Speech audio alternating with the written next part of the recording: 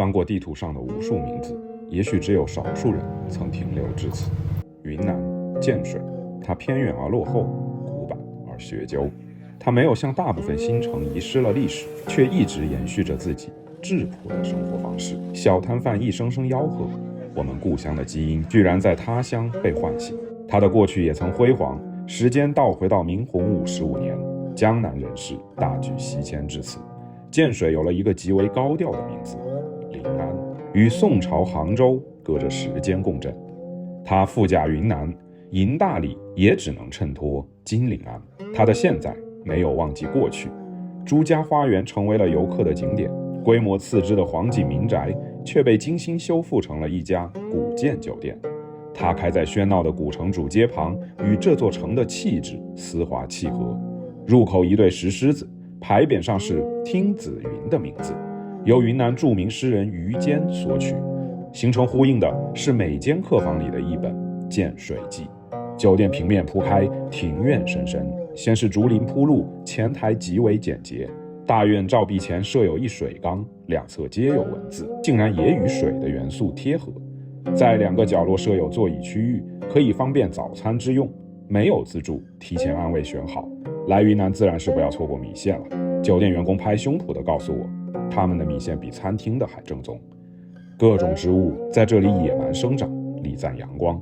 这一处多功能的厅堂青艾林立，更增加的氛围。两侧灯饰造型不拘泥于古典传统，给人的意象却又分明是海上生明月。这里既可以用餐，也可以读书。功能的配置根据客人的需求来呈现。穿堂过院又是一处天景，可以在这里订一桌户外烧烤。此处正适合体验云南的豆腐之精妙。石屏豆腐、建水豆腐、包浆豆腐，这一刻我豆腐和时间双重自由。酒店的院落天景悠悠折折，生活气息很浓。家具的使用不是单纯的摆设，我留意到无论是院子里还是房间内，都专门有西门大板井水顾影，提示着你去寻找建水的水。也是清晨的一个传统项目，村子里的人来此取井水已不知多少年夜。在这样一家不大的酒店，让你感受到的是环境，是文化。酒店客房散落在不同院落中，各有各的格局和形态。我这次住的房间很有特点，有自己单独的一处天井。闲住几日，偶遇一夜急雨，一夜不眠孤客耳，主人窗外有芭蕉，居然让人有种羁旅之情。客房融合了古典厢房和现代居住需求，左侧实则是客厅，或者说茶室，空间充满禅意。中间是卫浴空间，用料很厚实。卧室区域格局很方正，风格略显古板，但这不恰好是建水给人的观感吗？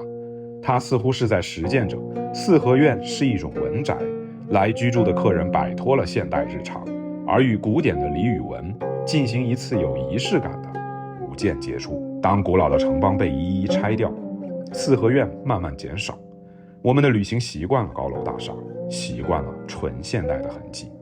但如果你来一趟建水，清晨吃一碗几十年都没变过味道的草芽米线，在这古城里悠然漫无目的地吃几家本地的餐厅，闲时在四合院里读读书，看看当季风物，走走600年前诗人杨慎就已经感受过的少年涉湖、燃灯寺。此种旅行追寻的是曾几百年不变，现在正在快速远走的古城日常。